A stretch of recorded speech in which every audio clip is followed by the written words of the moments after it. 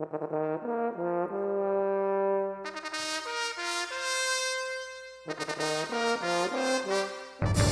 Once and Future Nerd. Book 1, Princes of Jordan.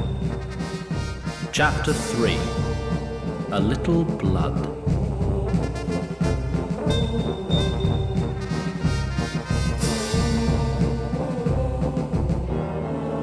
Episode 1.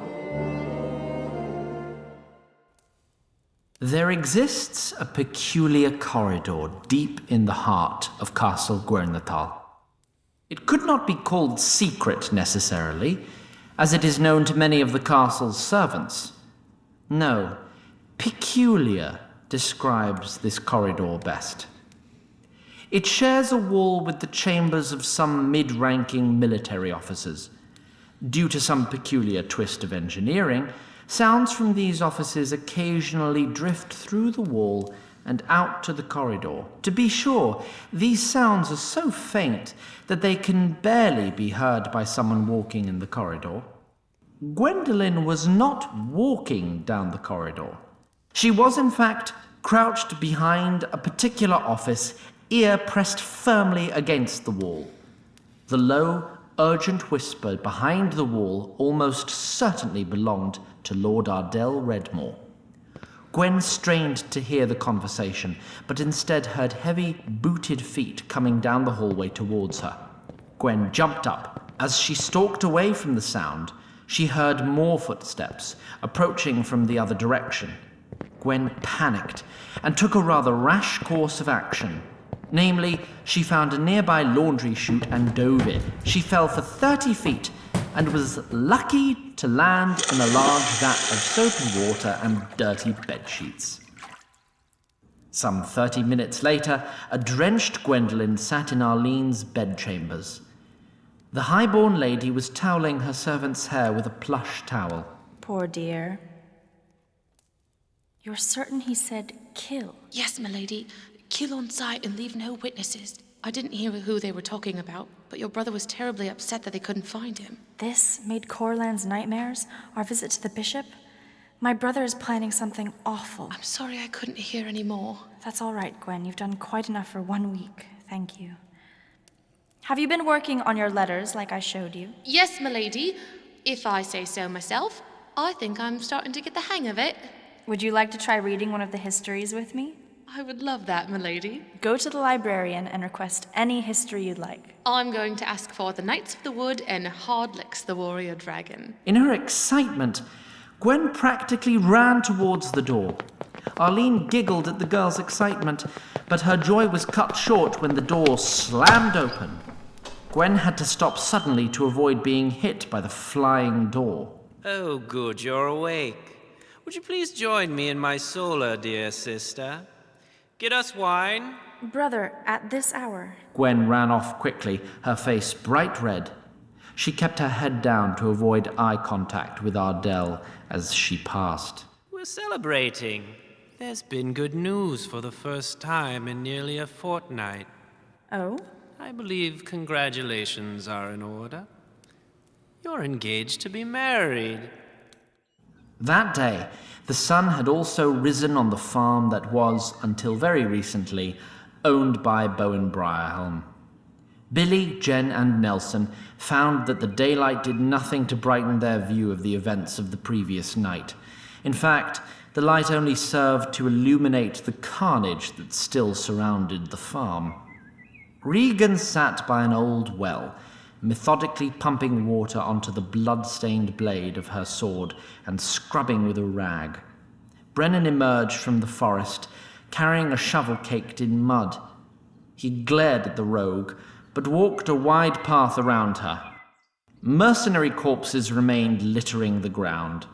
Man, we gotta get back home. I never thought I'd miss Pennsylvania.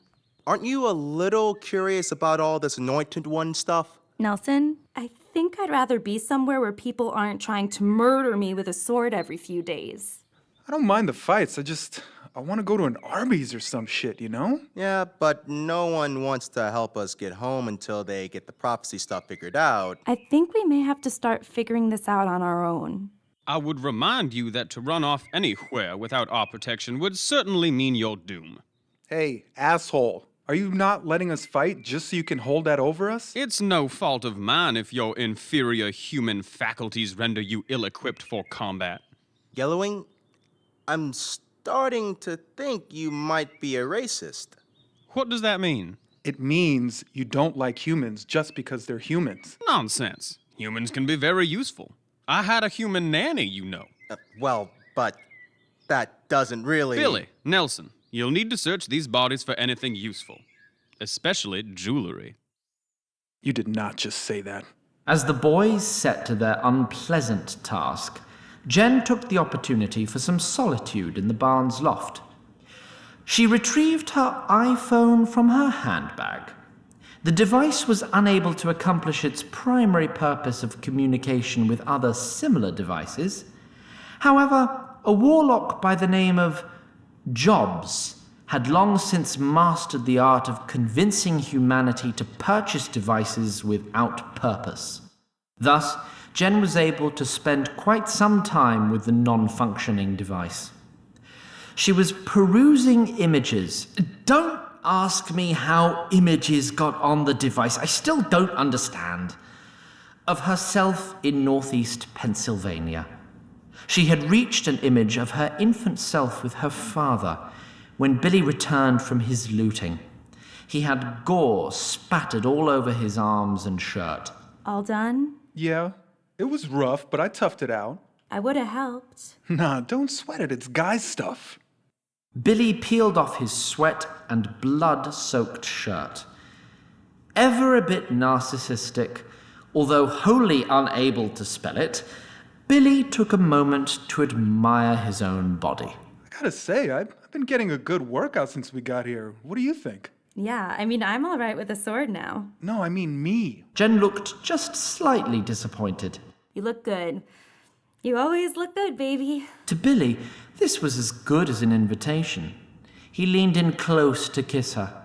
At that distance, however, Jen could no longer pretend to ignore the stench of Billy's earlier work and flinched away. Did you throw up again? No, Oh, honey. I didn't. It's okay. You're not supposed to be used to maimed bodies. You got any of those breath tabs in your bag? Yeah, but I'm running low. I didn't think a toothbrush was advanced technology. Billy placed the green strip into his mouth and, believing the problem solved, tried for the kiss once again. Oh, I think we could each use a bath. Together?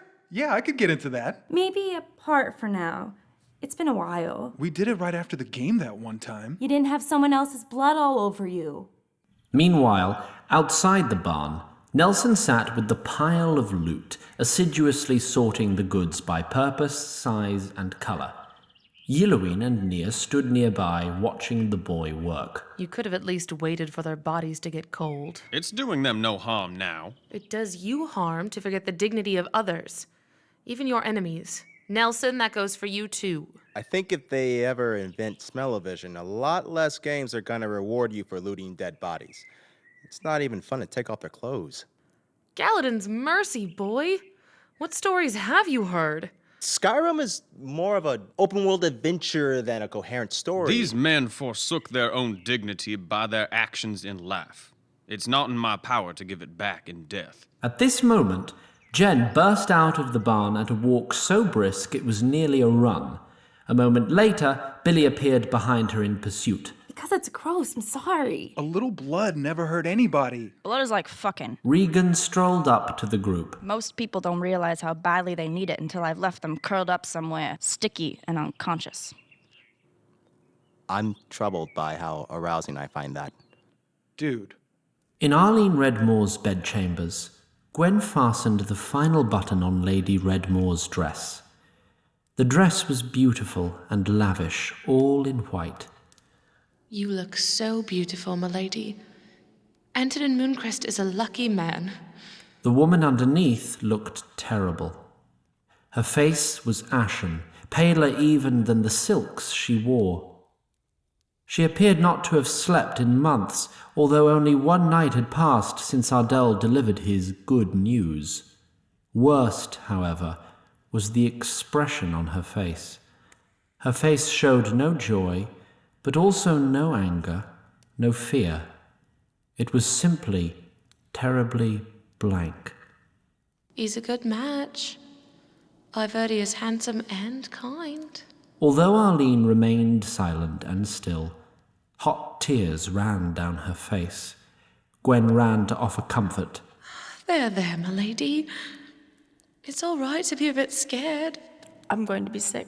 Arlene ran for the chamber pot and was indeed sick.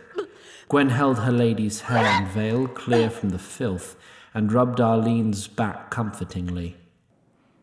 Highborn girls are supposed to dream about their wedding day. Did you ever dream about marriage? I mean, in a way. I don't know. But then I never had the chance to wed Antonin Mooncrest. Marriage must be wonderful with a good man who you love. And what's not to love about Lord Mooncrest? Have you ever been in love, Gwen? Oh, I don't think so. My friends used to tell me, when you love a boy, it feels like a hummingbird in your guts every time you see him. I never felt that way about a boy. I felt that way when I met you. But that's just nerves, ain't it? What low-born girl wouldn't be nervous meeting a lady like you? What highborn girl would be nervous meeting her handmaiden? And yet, when you arrived at my father's house... What did you have to be nervous about? Perhaps hopeful is the better word. Before you, my brother was my only playmate. I remember he had a boy doll and a girl doll he used to play with, and he would have me pretend I was the girl doll. Some days it was fun, but other days he would poke the doll or twist her arm or pull her hair. He'd tell me to scream for her and get horribly cross if I didn't. So I would. One day he threw the doll into the fire. He told me, "Scream like you're burning to death." I ran out of the room crying, and he followed me down the halls laughing and yelling, "Burn! Burn!" But when you came, I think I just sensed that you had a kind soul. I was excited. I felt hopeful. And that's probably what you're feeling now. It's just nerves troubling your stomach. I'll fix you some ginger No, tea. Gwen, it's different. My life is over when I wed. Now, what kind of talk is that? Lord Mooncrest will seek annulment. My brother will be called gracious for taking me back into his house, and I will never escape him. Annulment? Why would he ever do that? I have been unchaste, Gwen. Your husband needn't learn of your ever-youthful folly. But his family may ask for blood proof. I have heard that sometimes the maiden knot can be broken when a lady rides a horse. I know. So does Ardel. That's why he never let me ride. Wait, he knows? How does he know? Please, Gwen, I can't. Of course you can, my lady. You tell me everything. You will hate me, and I don't know what I will do without you. I swear to you, there is nothing you can say that wouldn't make me leave your side. Ardel and I came of age shortly before you came to us. At our Neil and I feast, I never had wine before. But my brother and cousins kept telling me to drink. It was so exciting to be treated like a woman for the first time. I remember one of my cousins. A boy had never looked at me like that before, you see. I smiled back every time I caught him. I should have looked away, not given him the wrong idea, but I was flattered. What girl of 13 years wouldn't be?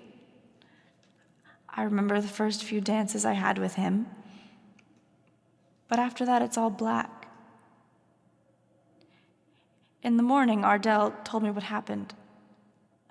I said I needed his help. He laughed in my face. He said, "Yes, you do," and laughed that awful laugh of his. When I told my father about Ardel burning the doll, he said, "That's the way of boys. But he is your brother, and when you need him, he will be there for you." Blind old fool. My brother is a monster, and my father was the last one who could have protected me. He refused to see it. The goddamn fool!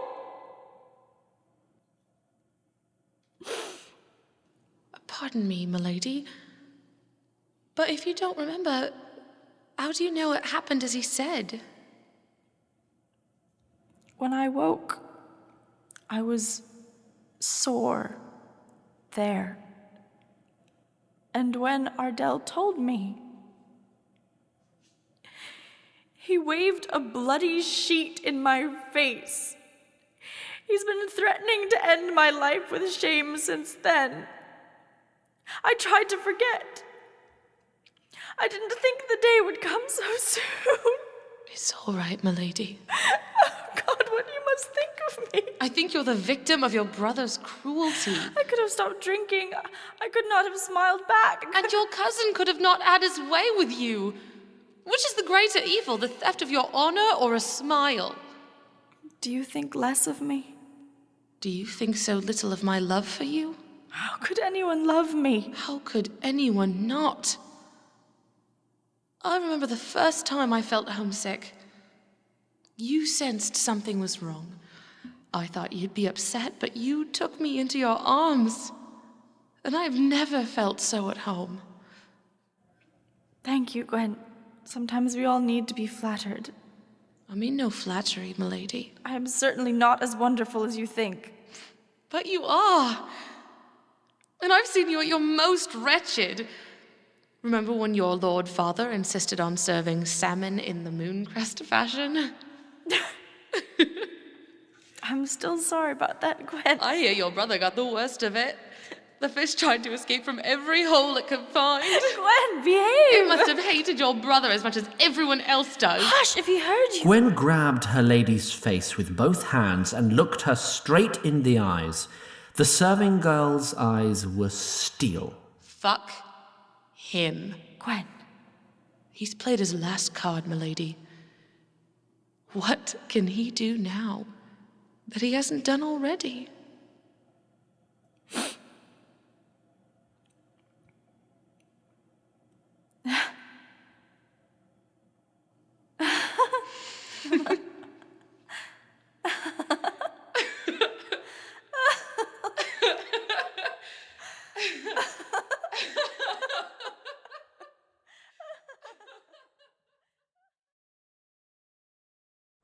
Are you seriously still mad?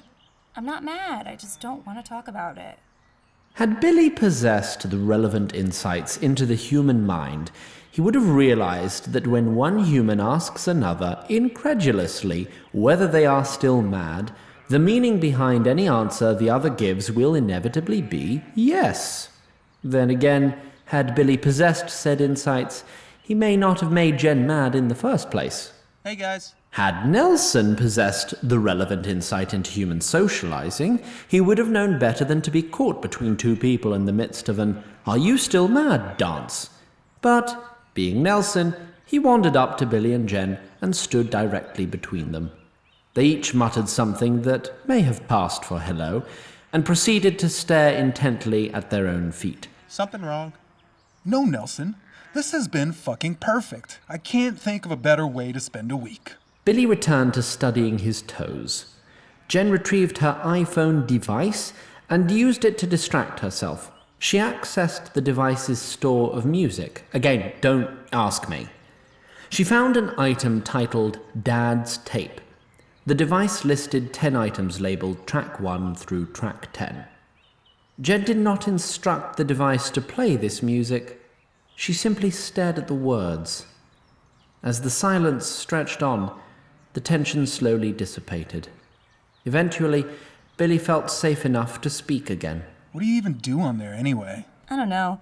Just look at stuff, pictures, music. I go on Twitter a lot. It doesn't update or anything, but it reminds me of home, you know? What was the last tweet you got? You know Stacey Wallace? You mean that crazy Jesus girl? Oh yeah, the one who hangs around practice and calls us the Slut Squad? She retweeted 50 Cent. I didn't know Fitty was still relevant. Since when does that matter on Twitter? What did Fitty have to say? Yeah, I'm not sure how I feel about you calling him Fitty. Quote, Masturbation is a sin. You stop right now, fool. Exclamation mark, exclamation mark, exclamation mark. LOL, God is watching you. Should have taken his own advice and spared us that movie he made. All right, knob cheese, that was pretty good. The children's bonding moment was interrupted by the arrival of Brennan. He was still covered in mud and was trailed by the rest of the party. We need to leave within the hour. If these men found us, more will follow. Keltier, search the woods, see if they brought horses. Where the hell are we going now? Castle Guernator. The sooner we restore His Majesty's royal line, the sooner we can see about getting you all home. Route-wise, I You'll recommend... go the way I choose and keep your mouth shut about it. Easy now, I'm gonna be your queen someday. Today is not that day. Make whatever preparations you need to leave. The group dispersed to do just that. Yilloween strode off in the direction of the woods, his bow already out and an arrow nocked. Billy, with a grumble, began assembling and packing his armor. Jen, however, pulled Nia aside. Can I talk to you in private for a second? Back at Castle Guernatal, Arlene had shed her wedding dress. Back in sensible clothing, she and Gwendolyn attempted to puzzle through the rest of Ardel's scheming. My brother covets power. He'd never surrender his power over me unless it was to gain yet more power. What could he gain by marrying you to House Mooncrest? An army. Mooncrest commands an army. But every soldier in the realm will be needed to fight Traft.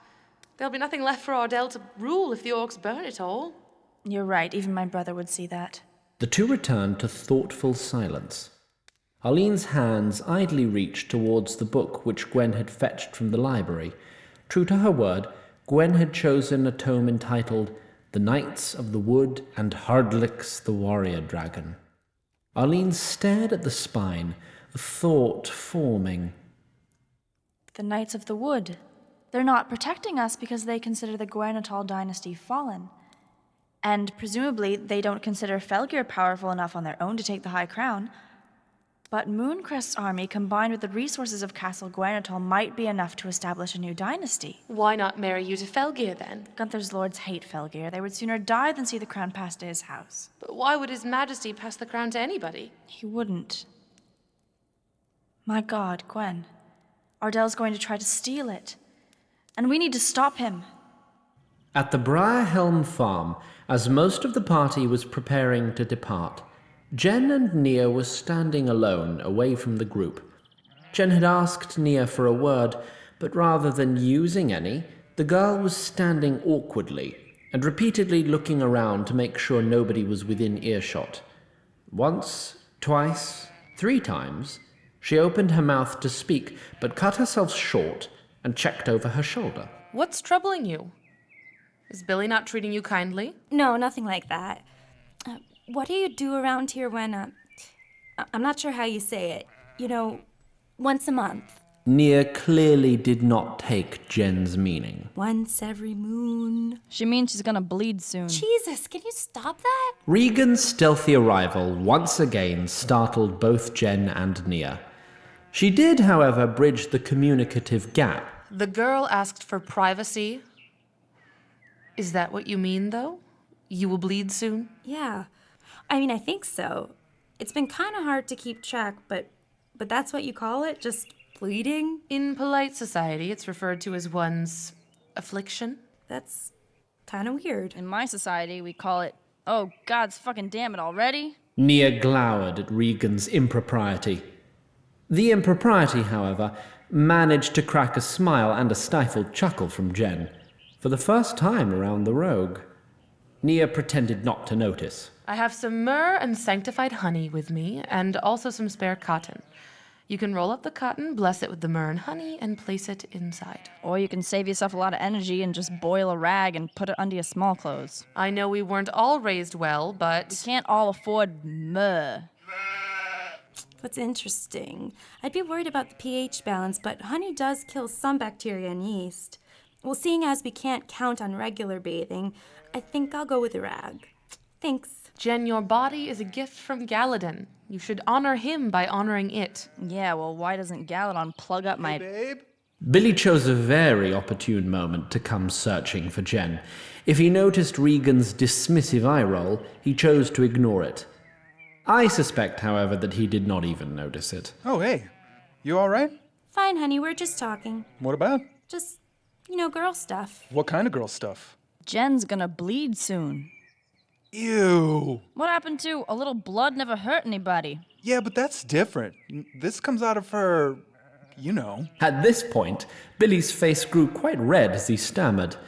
Regan took obvious joy in the boy's discomfort. Eventually, Jen ended his misery by supplying the word. Vagina? What? What? What was that word? Vagina. That's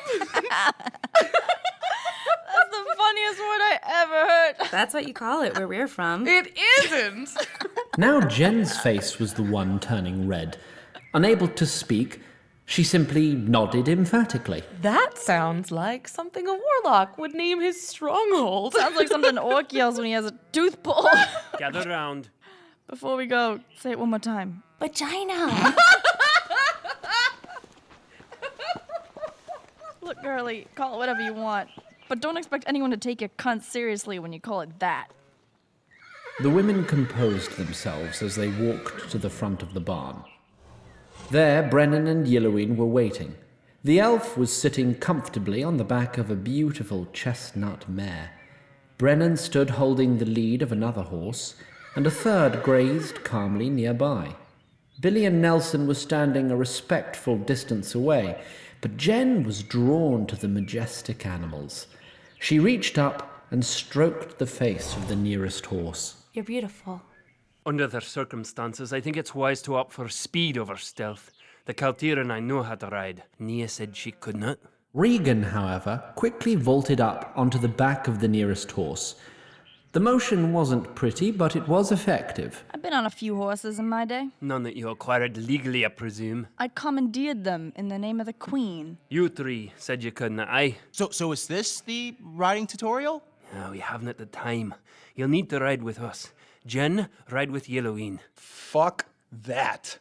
Would you prefer to ride with me? Make Nelson do it. He's all hot for your pointy ears anyway. I'd rather not. He's very strange.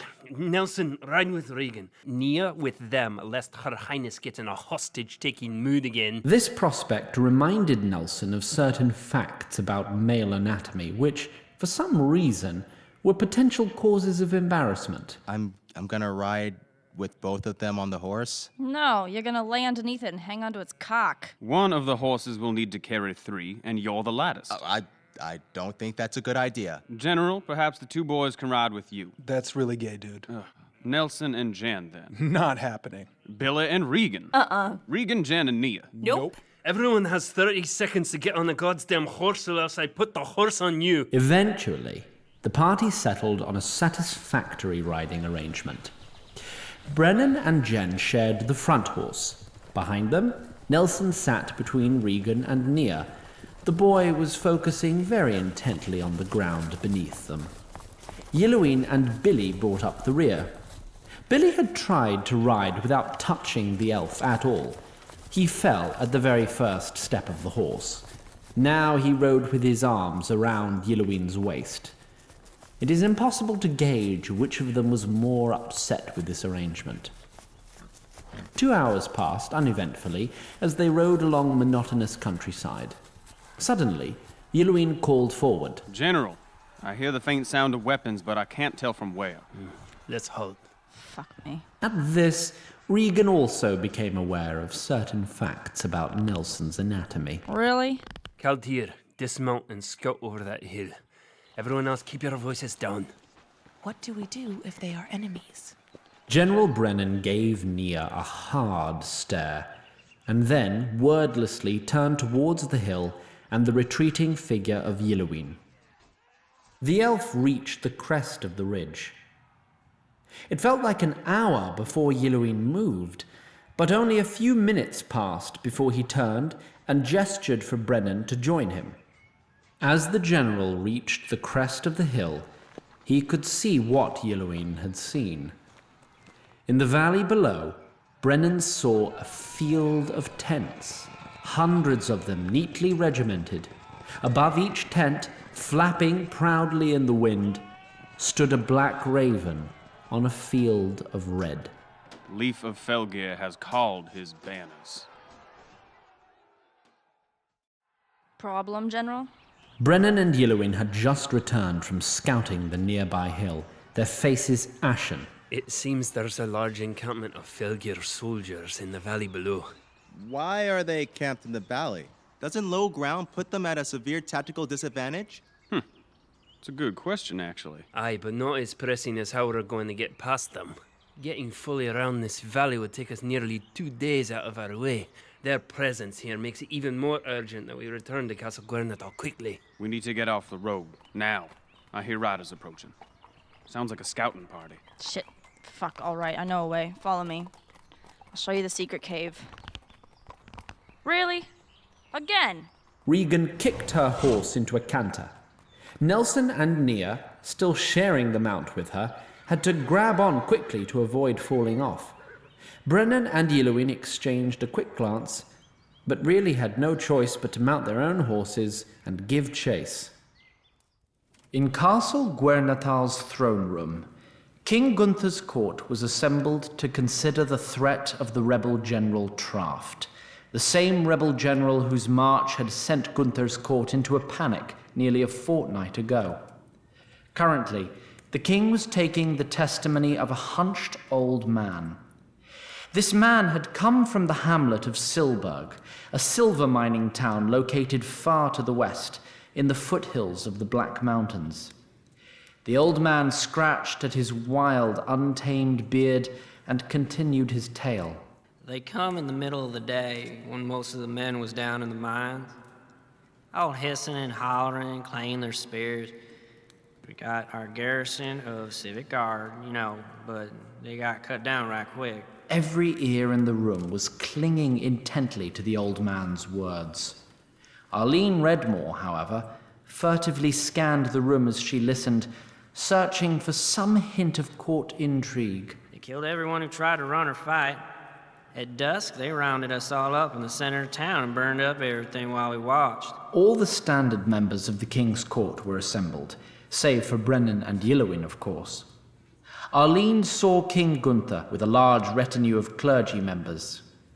Arlene noticed the holy men whispering intently at each other, counter to their typical exemplary decorum. Then their lord comes out. General, you mean? General Traft? Whatever you call him. Whatever he is called in my hall, it will not be a noble title. Yes, your grace. I mean no offense, your grace. You'll have to forgive me. Out west, we ain't got much manners. All we know is to call the guy with the most swords, sir.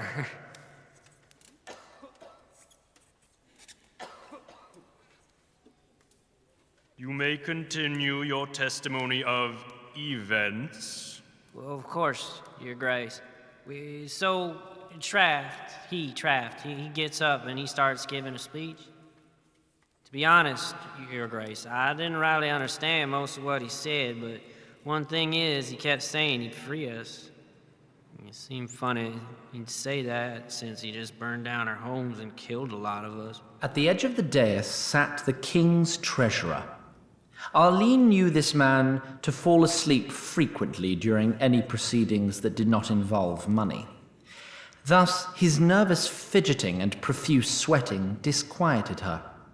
As she studied the man, she noticed an ostentatious ring that she couldn't recall having seen before. All the while, he's got this mining axe he's been waving around. When he's got done talking, his orcs dragged up the mayor. Traff asks him, "Who do you serve?" The mayor says, "Galadon, the realm, and the king." Arlene then saw that the court philosopher, Lord Corallan, had brought his daughter to the day's events and was holding her tightly. She remembered that this was the girl who had been having nightmares about soldiers. And Traff put the pickaxe through the mayor's head. Killed him on the spot like it wasn't nothing. Regan reined in her horse by a rocky crag. Their gallop had taken them to the next hill over, remaining on the side far from Felgeir's army, of course. Now, as the other two horses caught up, the party found themselves at the mouth of a rather dark cave. What is this place? Gang I did a few jobs with used to hide out here. They probably all been hanged by now, but I think I remember my way around well enough. And if they haven't been hanged, will they be a problem? Oh, they'd slit my throat in a heartbeat if they knew about the bounty. But they're shit fighters, and I'll take my chances with them over a whole fucking army. Oddly enough, this assessment did not seem to comfort the three children. It was, however, good enough for Brennan, who gave a curt nod. Leaving the horses outside, he led the group into the cave. Inside, the cave was pitch black. Nia had conjured a small glow from the tip of her staff. This place stinks of death. This looks like prime Vermin up in mutual size territory to me. Aye, you needn't be an elf to detect a foul stink in this cave. Yeah, but enough about weenies, Mom. With a loud thud, Billy slipped on a wet patch of cave and hit the ground hard. Jen and Nia both rushed over to see if the boy was hurt. Fuck! As Nia brought her tiny light close to Billy, it became apparent that there was blood on the boy's hand. Billy, you're bleeding. I don't think that's his blood. Nia's light revealed that Billy had slipped in a small puddle of fresh blood. She moved her staff closer to the wall. A large patch of the rock was dripping with a fresh smear of blood that ran down a side cave. Well, this bodes ill. Kaltir, go down there with Nia and Regan. See what's bleeding. Don't engage unless attacked. Those three set off down the side tunnel, Nia taking her staff and its light with her. Soon, Brennan stood in utter darkness with Nelson, Jen, and Billy. You all right, baby? Yeah, no big deal. Billy, not now. Jesus. A few minutes later, Nia, Regan, and Yellowin were still following the trail of blood down the side tunnel. I hear shallow breathing up ahead. Someone is alive in here, but barely. Am I the only one who smells shit? I do. What's the matter with your nose, splinter pole? Your kind always smell of your own feces. It's hard to tell the difference. I wonder what you'll smell when I put my boot. Kaladin's mercy. The light from Nia's staff revealed disembodied human entrails. As she raised the staff, they saw the body to which those entrails had until recently belonged. A lightly armored woman, still breathing, and crawling laboriously towards the end of the cave, where a neat line of similarly armored corpses sat with their throats cut. Nia, Regan, and Yellowin knelt beside the dying woman. What happened here? Ambushed. By who? Erona? Do you remember me? Of course. Your name is... starts with a... Galen. Right, Galen. Galen, who ambushed you. Erona? I'm here. Kill me. Please. Galen, I need to know who did this. Think. Red banners. Dunno. Sorry. Resignedly, Regan wrapped the woman's head up in her arms. If you didn't know Erona Regan, it may have looked almost sisterly. You did good, Galen. With a quick, practiced motion, Regan snapped the woman's neck. Fear neither cold nor darkness of night. As Nia prayed, Brennan and the young humans awaited her return in the pitch black. Wait, Jen. Don't you have a flash on your phone? Oh yeah, good thinking.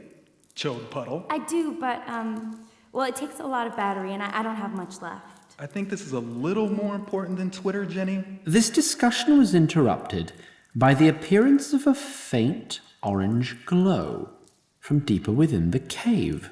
Wait. Well, you can make your own fucking biscuits if you don't like mine, you fucking ingrate. Throw your weapons. But don't do anything unless I do it first. Had you been in that cave then, you would have heard leather creak as Brennan unslung his massive axe. Then a sword slide free of its sheath. Then a second. Then Balls. a horrendous racket as Nelson accidentally sent his scabbard careening down a hole and into some water below. The source of the glow quickened its approach. Nelson, stop making noise, you fucking boner! Shut up. there? Brennan squinted through the dark to see 6 soldiers silhouetted against a torch. He could make out a crossbow aimed at him. Identify yourselves at once. You're addressing General Brennan, commander of His Majesty's Royal Army. If you answer to House Felgir, I'm of much greater value to you alive than dead. The soldiers whispered amongst themselves for a moment. General Brennan? Don't worry, sir. We're for Lord Redmore. We answer to you. Why don't you come down here so we may speak face to face? We've been ambushed by bandits in this cave, sir. Are you alone, sir? Stand down if you truly answer to him. Yillowin, Regan, and Nia emerged from the side cave, weapons readied and illuminated by Nia's magic torch. On hearing Yillowin's elvish accent, and finding themselves no longer clearly in a position to make demands, the unidentified soldiers lowered their weapons and approached. To Brennan's relief, the light revealed uniforms with the crest and colours of House Redmore. Forgive us, General. Between Felgir's camp and the bandits... Dark times. I'm afraid I must ask what you're doing in this strange place. Scouting mission. Half of me men are on their way back to Castle Guernatal to inform Lord Redmore about Felgir's movements. That's Ardel Redmore. Yes, I know who Lord Redmore is. And His Majesty, of course. We stayed behind to see what else we could learn. Very good. I hope you told your men to make haste. Of course, General. And what news of Traft? So far, he seems to be taking his time to establish a foothold in the west. But who can say with an infidel like that? May I ask what brings you to this God's forsaken hole? You may ask, but I must decline to answer, Sergeant. Well, if you'd like to rest your bones and have a hot meal, we've a camp a little further down. As Brennan and his party followed the soldiers deeper into the cavern, Arlene Redmore conferred with her handmaiden Gwen in her bedchambers. The girl was having nightmares about soldiers because my brother's soldiers threatened her. Whatever he's planning, it's happening. Poor maid Coraline. Threatening children to control their parents is craven and depraved, even for my brother. You were younger when he started with you, milady. So I was. He passed me in the hall today, Gwen. He caught my eye for just a second. It was like I forgot everything we said about him playing his last card. I was just a scared little girl again. A lifetime of fear doesn't vanish overnight. But when the time comes, you will find the courage you need. I pray you're right. And by Galadin's grace, His Majesty's army won't be so easily... Have you seen General Brennan at court lately? Brennan? Of course. He wouldn't be bribed or bent. That's who my brother plans to kill. I need you to warn Brennan second in command. Brennan himself had laid down to rest with the rest of his party beside a subterranean lake where the Redmore scouts had made camp. Unfortunately, neither Gwen nor Arlene were there to warn Brennan when the Redmore men drew their knives and crept towards the slumbering general.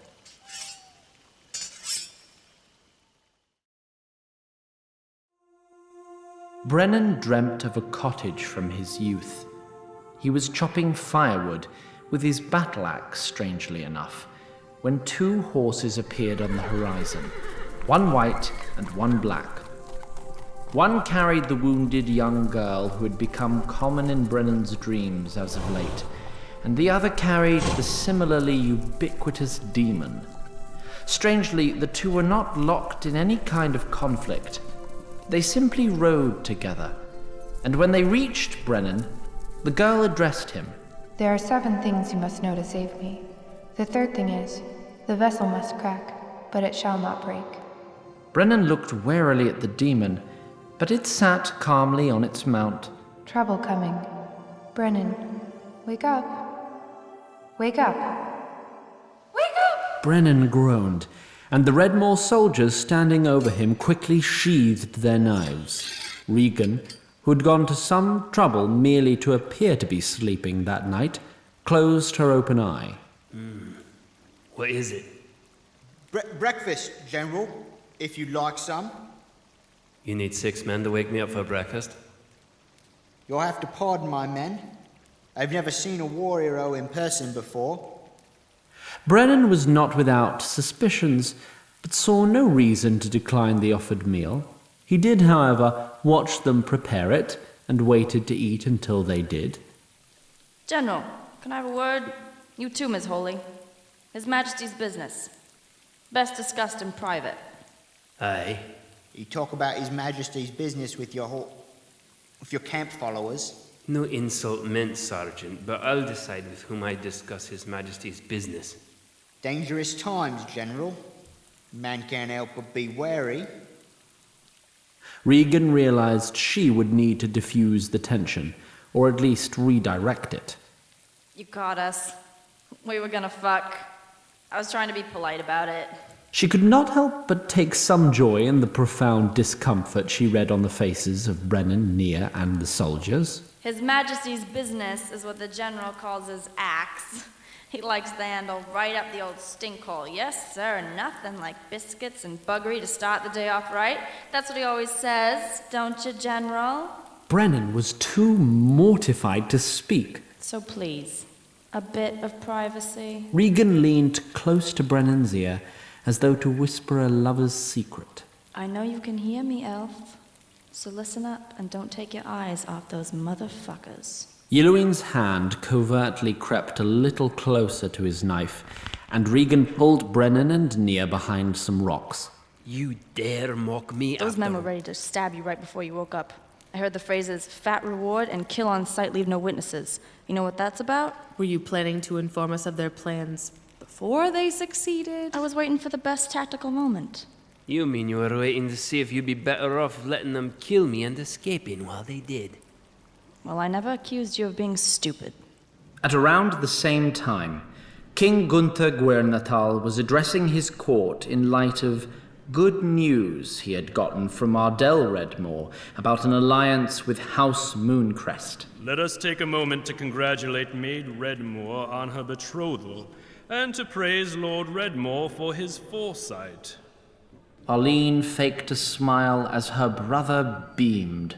This is a time to forge alliances, not fan the flames of war.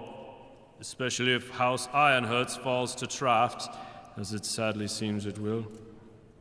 This is a lesson that Leif Felgear will soon learn to his woe. Are Mooncrest men in place, Lord Redmore? Our enemies will be crushed, Your Grace. In the cave, Brennan, Nia, and Regan had rejoined Yellowing and the Redmore soldiers by the fire. As they ate, they all did their best to conceal their mutual distrust. Fine biscuits. Nia reached for another biscuit a bit too quickly, and everyone jumped, but caught themselves. They then pretended that had not just happened. Several yards away, one more Redmore soldier supervised the 3 young humans. Nia carefully monitored this situation out of the corner of her eye, as Nelson clumsily practiced with his sword. Nelson, can you maybe do that a little further away from us? Oh, sorry. Stay here and put the sword down. Why's he gotta stay here? Because I said so. Nelson stuck the sword in his belt. You ain't got a scabbard? I dropped it. For him, brass. Your swords ain't even been blotted, have they? Oh yeah? Well, blood is like fucking because when I had sex with your mom and I'll stab you. Try it. In the main hall of Castle Gwernethal, Ardel Redmore furtively signaled the court treasurer. With a final wipe of his sweating brow, the man stood and cleared his throat. I wonder if we could have a report on what your grace has been doing to protect us from our foes, if it please. Has that not been the subject of the last hour's discussion? We've heard quite a bit about what your grace's bannermen have been doing, but disturbingly little about what House Gwernethal has been doing. You would be well advised to mind your tone, my lord. Where has General Brennan been for the past fortnight? Have you forgotten your oaths? Have you forgotten yours? I could call your words seditious, and no one who heard them would disagree. Explain yourself or face the consequences. Let it not be said that I did not give your grace a chance to confess your crimes. Crimes? How dare you? Gods! Gods! Despite Gunther's bellowing, not a single Guernathal man came forwards. Instead, after a moment had passed, 2 guards in Redmore colors approached the bewildered king. Where in Selberyn are my men? It's all right, Your Grace. Guards, arrest the Lord Treasurer. Not until I've had my say. Shortly after news of the war came, Lord Guernathal asked me to arrange the transfer of our Talisman of Dominion to House Felgeir. Talismans of Dominion will be explained in depth later on in our tale, but for now, suffice it to say that this lie, believed wholeheartedly by the court, was considered deeply disturbing.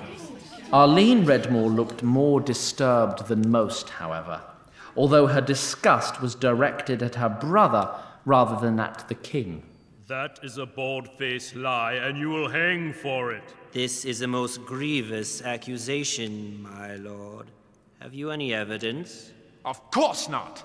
He ordered me to burn all the correspondence. If this is true, then why did you wait to come forward? Like all of you, I had hoped to give the king the benefit of the doubt that there was some reason. But as time passed, I could no longer deceive myself. I'm afraid that there have been troubling Selberic portents as well. What portents? Many of the servile classes, as of late, have come to me with dreams. Suddenly, Arlene recalled the fabricated dream that Gwen had been made to describe, and with a sickening shock, realized its import. She sat up straight and took a breath as though to speak. Her brother caught her eye. She trembled under his menacing gaze. She found herself wondering, why, oh why did His Majesty's guards not come?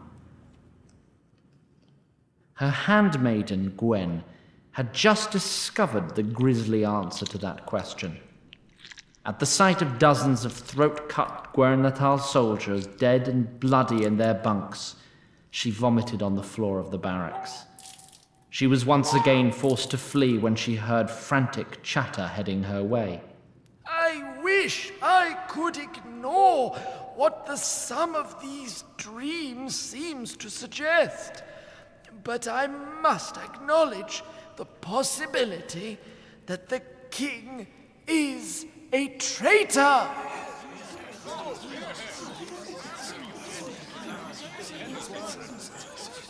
There were cries and gasps in the hall. The king stood furious, but Redmore's men detained him. Arlene knew this was her chance. She dug down into her heart, searching for her courage. If you've ever had a nightmare where you could save yourself from danger by screaming, but somehow could not find the breath, well, so had Arlene Redmore. She tried once more to speak, but any flickers of courage were snuffed out in the shadow of her brother's malicious eyes. She sank back into her chair, trembling and defeated, as Ardel snickered and turned his gaze towards the court philosopher. This unfortunate man kissed his young daughter, swallowed his pride, and stood to speak. Circumstances seem dire, my lords, but perhaps some good can come of them. I think it fair to say there is sufficient reason to appoint a Lord Regent while we investigate any possible wrongdoing by His Majesty. To Arlene's despair, there was a noticeable murmur of approval. Furthermore, if the Regent were powerful enough, we might regain the protection of the Tarlo Hill. Lord Redmore has served this kingdom well, and showed great foresight in joining his house with that of Mooncrest. With the army of Marcus Mooncrest and this stronghold on his side, he might just be recognized.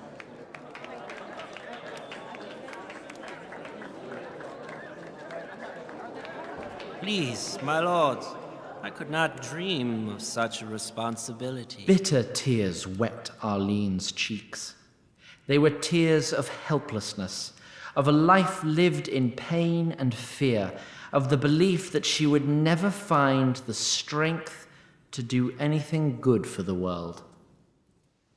Now, it is said by some that only simple minds get bored. I don't suppose that's true in all cases, but back in the cave, Billy was indeed quite bored. Well, this is boring as fuck. Jen, snap me that rock. Nelson, go long. This setting seems better suited to riddles than football. Just shut up and catch. Jen bent over in front of the stone.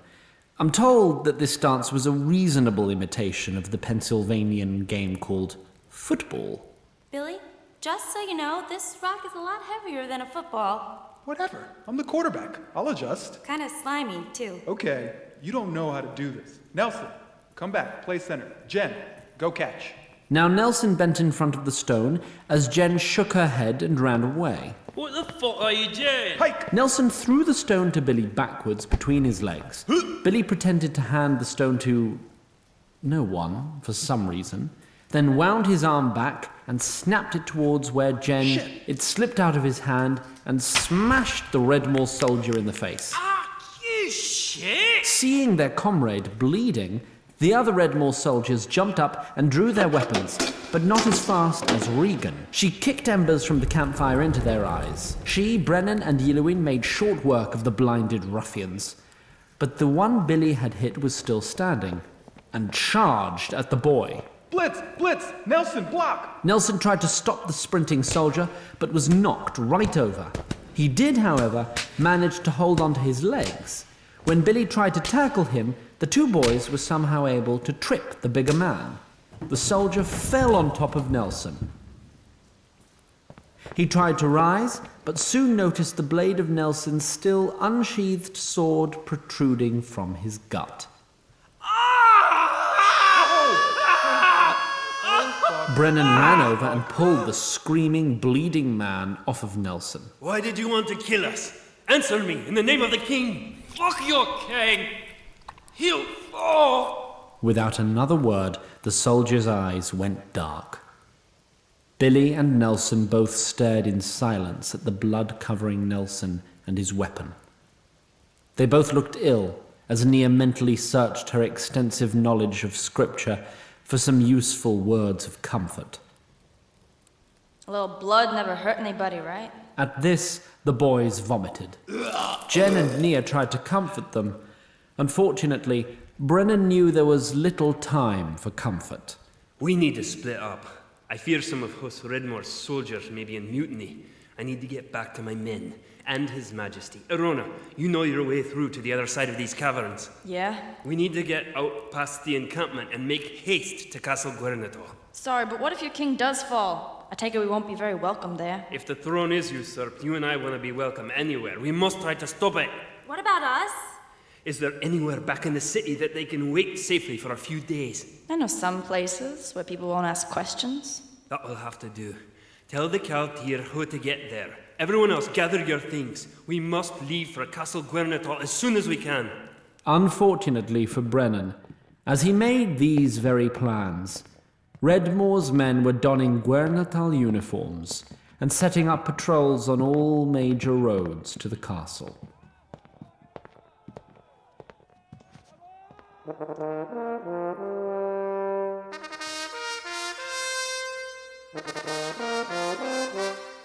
For additional information and bonus content, access onceandfuturenerd.com on your computer machine. New episodes are released every other Sunday. The Once and Future Nerd is written and created by Zach Glass and Christian Madera, and directed and edited by Christian Madera. It is performed by Garrett, Armin, Dan Dobransky, Hayes Dunlap, Anya Gibeon, Ian Harkins, Emily Cook, Paul Notice, Frank Querez, and Julie Reed. It is co-executive produced by Jess Kelly. Production sound engineering is done by Gary O'Keefe, with dialogue editing, post-production mixing, and sound design by Sandra Ramirez. Theme music is composed by Tom Lee. Thanks for downloading